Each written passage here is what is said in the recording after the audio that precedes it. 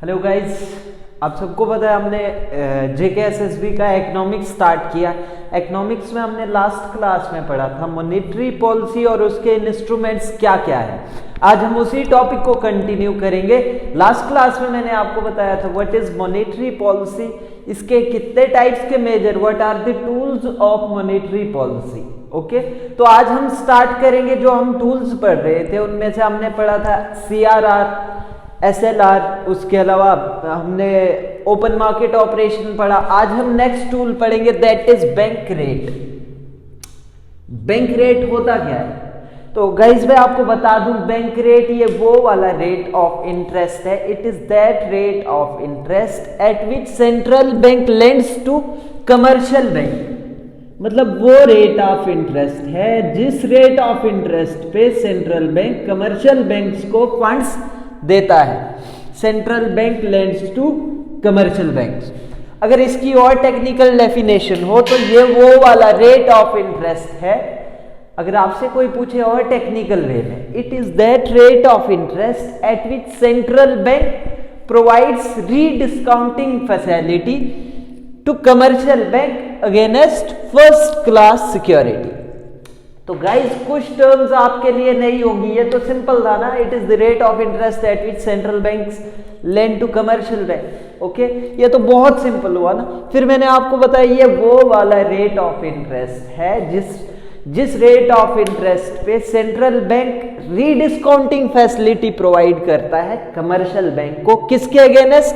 First class security. तो अब मैं आपको बताऊंगा what is first class security. मैंने आपको पहले ही बताया था there are two types of securities, private security and government security. दोनों में अगर देखनी हो सबसे ज्यादा सिक्योर तो गवर्नमेंट सिक्योरिटी, मींस रिस्क कम है, गवर्नमेंट चेंज होगी तो भी आपके पास वो है, आप वो अपना पैसा ले सकते हैं। इसी के कंपैरिजन में अगर हम देखें what is first class security, it is private sector security. मतलब ये प्राइवेट सेक्टर की सिक्योरिटी है जिसमें बैंक बोरो कर सकता है फ्रॉम आरबीआई।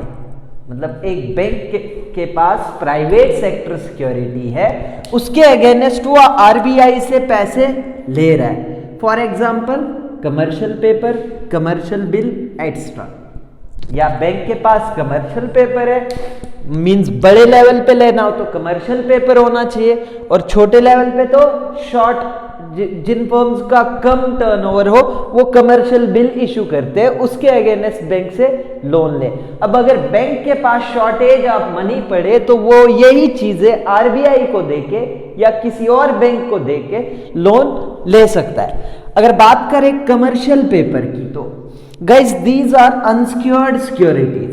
मतलब हमारा कमर्शियल पेपर जो है ये एक अनसिक्योर्ड सिक्योरिटी है, या हम बॉन्ड कह सकते हैं।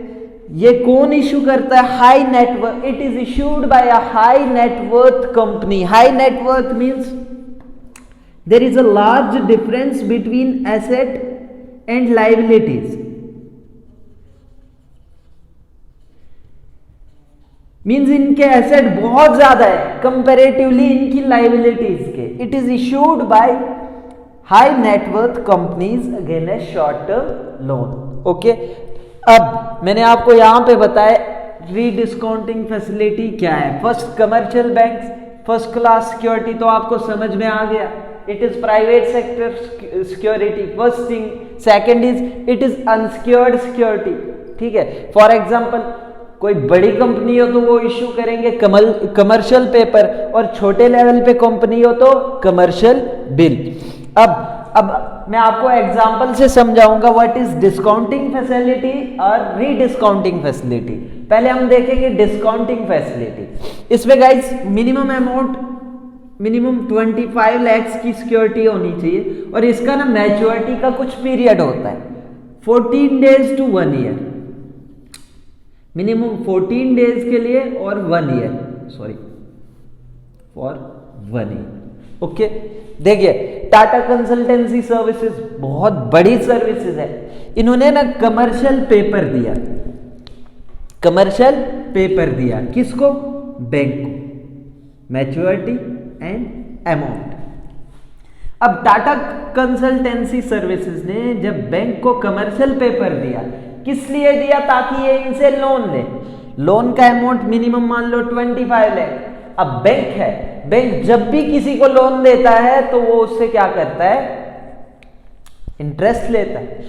फॉर एग्जाम्पल इनने इनसे 10% का इंटरेस्ट लिया, means 25 minus 2.5 because 10% of 25 is 2.5। Okay, 2.5 lakh इन्होंने इसका इंटरेस्ट काटा, तो अब ये इनको कितना पे करेंगे, 22.5 लाख।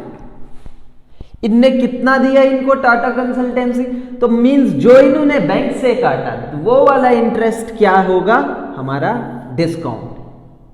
अब बैंक के पास तो हमारे कमर्शियल पेपर है वो 25 लाख। ओके, अब बैंक क्या करेगा, अगर इनके पास शॉर्टेज ऑफ फंड्स होगा, फंड्स की कमी पड़ जाएगी, वो इस कमर्शियल पेपर को सेंट्रल बैंक को दे देगा। अब सेंट्रल बैंक भी कुछ इंटरेस्ट काटेगा, तो जो interest central bank against private security काटेगा, this will be called as rediscounting. Guys, discount वो वाला इंटरेस्ट है जो बैंक ने किससे काटा, कमर्शियल पेपर के अगेंस्ट। और रीडिस्काउंट मींस जब ये कमर्शियल पेपर बैंक ट्रांसफर कर रहा है टू आरबीआई और सम अदर बैंक, तो that will be called as your rediscounting facility. तो बैंक रेट क्या है, वो वाला रेट ऑफ इंटरेस्ट जिस पे सेंट्रल बैंक प्रोवाइड करता है रीडिस्काउंटिंग फैसिलिटी टू कमर्शियल बैंक्स। अगर हमारा बैंक रेट इंक्रीज होगा, इफ बैंक रेट इंक्रीजेस और मनी सप्लाई विल डिक्रीज, हमारा मनी सप्लाई क्या होगा गाइस, डिक्रीज होगा। Okay, these securities can be sold by bank to other banks। जैसा मैंने आपको बताया, आपने कुछ चीजें इसमें याद रखनी है कि what are unsecured securities। तो अनसिक्योर्ड सिक्योरिटीज कौन सी है, जो प्राइवेट सेक्टर की सिक्योरिटीज है। फर्स्ट थिंग, कौन इशू करता है, commercial paper, high net worth companies, commercial bill, low net worth companies. Commercial paper है क्या, मैंने आपको बताया, unsecured securities against which they borrow from commercial bank, एक ऐसी सिक्योरिटी जो प्रोवाइड करके हम सेंट्रल बैंक से लेंड कर बोरो करते हैं। अब जब हमने सेंट्रल बैंक से लिया, उसने जो इंटरेस्ट काटा दैट इज डिस्काउंट। अब बैंक ने जो यही कमर्शियल पेपर आगे आरबीआई को फॉरवर्ड किया, आरबीआई ने जो इंटरेस्ट काटा that will be called as your rediscounting facility. I hope this is clear. अगर आपको समझ नहीं आए तो कमेंट्स में लिखे। ओके, जब भी हमारा बैंक रेट इंक्रीज होगा, हमारा मनी सप्लाई डिक्रीज होगा, मनी सप्लाई डिक्रीज होगा, एग्रीगेट डिमांड डिक्रीज होगा, एग्रीगेट डिमांड डिक्रीज होगा, तो हमारा इन्फ्लेशन ऑटोमेटिकली कंट्रोल हो जाएगा। अब बात करेंगे लिक्विडिटी एडजस्टमेंट फैसिलिटी की। गाइस, लिक्विडिटी एडजस्टमेंट फैसिलिटी ये बेसिकली होती किस लिए है, इकोनॉमी में। लिक्विडिटी शॉर्ट टर्म फ्लक्चुएशन अगर हमारी इकोनॉमी में आए तो उसको कंट्रोल करने के लिए दो टूल्स हैं इसके पास, रेपो एंड रिवर्स रेपो।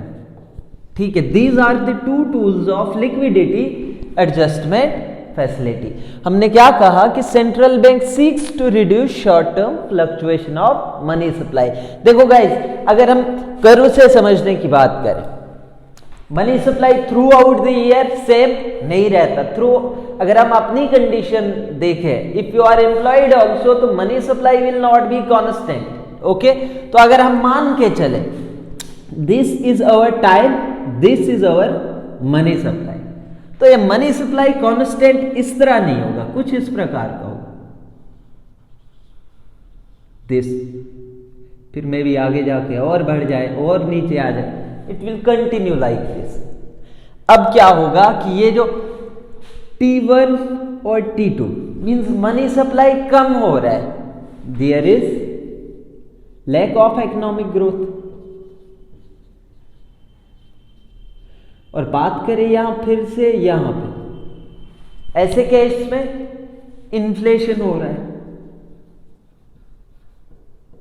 तो गवर्नमेंट क्या करेगी, इन दो चीजों को कंट्रोल, जो short term fluctuation in the economy के लिए गवर्नमेंट क्या करेगी, इनको कंट्रोल करने के लिए कुछ मेजर एडॉप्ट करेगी। First measure is repo transaction. Repo transaction में क्या होता है, सेंट्रल बैंक परचेज करता है, मतलब हमारा आरबीआई खरीदेगा short term security from the commercial bank. हमारा आरबीआई किसी भी बैंक से शॉर्ट टर्म गवर्नमेंट सिक्योरिटी खरीदेगा, लेकिन एक चीज, with an agreement to sell them back. एक एग्रीमेंट होता है कि pre determine rate and date जो भी प्रोवाइडेड हो, जो भी फिक्स हो, ठीक है, उस रेट एंड डेट पे वो इनको वापस सेल आउट करेगा। अभी तो परचेज कर रहा है ना। अब जब भी रेपो ट्रांजैक्शन होगा, मींस मनी सप्लाई को हमारा ये इंक्रीज करना चाह रहा है। फॉर एग्जांपल से समझाने की बात करूं, this is our commercial bank या सिंपली बैंक मान लो, bank, this is our government security and this is our RBI. Bank किसको सिक्योरिटी दे रहा है? RBI, government security. अब आरबीआई इन रिटर्न इसको क्या देगा? मनी। ठीक है गाइस, मतलब मनी सप्लाई को क्या कर रहा है? इंक्रीज कर रहा है। अब रेपो रेट क्या है? ये तो रेपो ट्रांजैक्शन हुआ ना, repo transaction is meant to increase the money supply.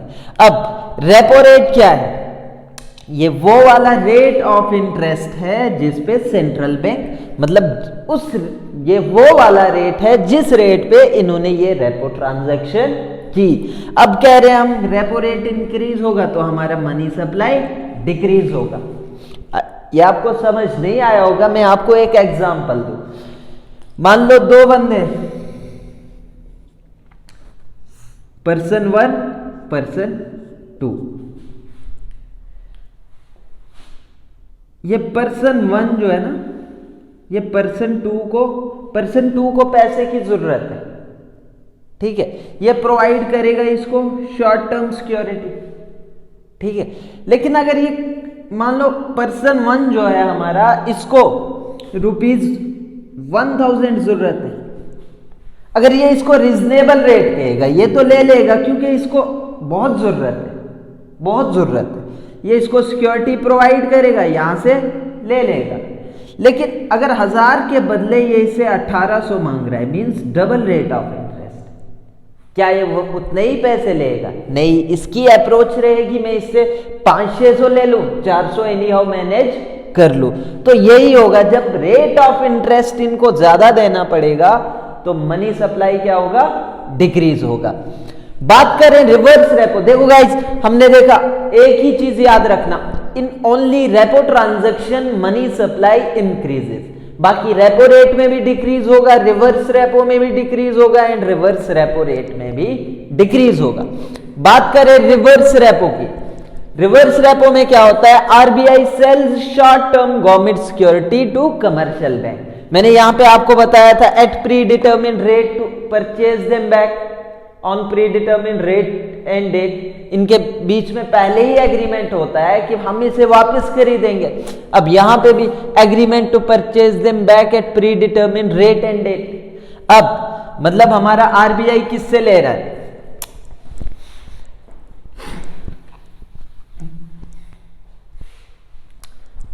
हमारा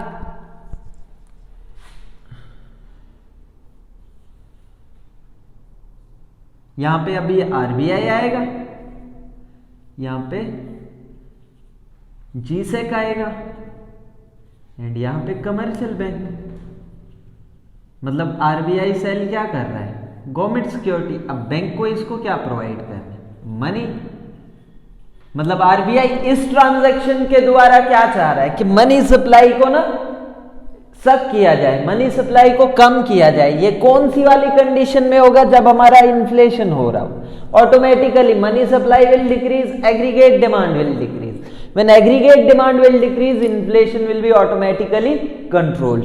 आई राइट, यहां पे लिखा मैंने, रिवर्स रेपो में क्या होगा? हमारा मनी सप्लाई डिक्रीज होगा। But remember one thing, these are temporary measure. मैंने यहां पे कहा लिक्विडिटी एडजस्टमेंट फैसिलिटी कि ये वो वाले मेजर्स हैं जिनके थ्रू आरबीआई क्या चाहता है? Short term fluctuation in the economy को ठीक किया जाए। अब रिवर्स रेपो रेट ये वो वाला रेट ऑफ इंटरेस्ट है जिस पे बैंक अपनी फंड्स सेंट्रल बैंक के पास रख सकता है। मान लो 100 रुपए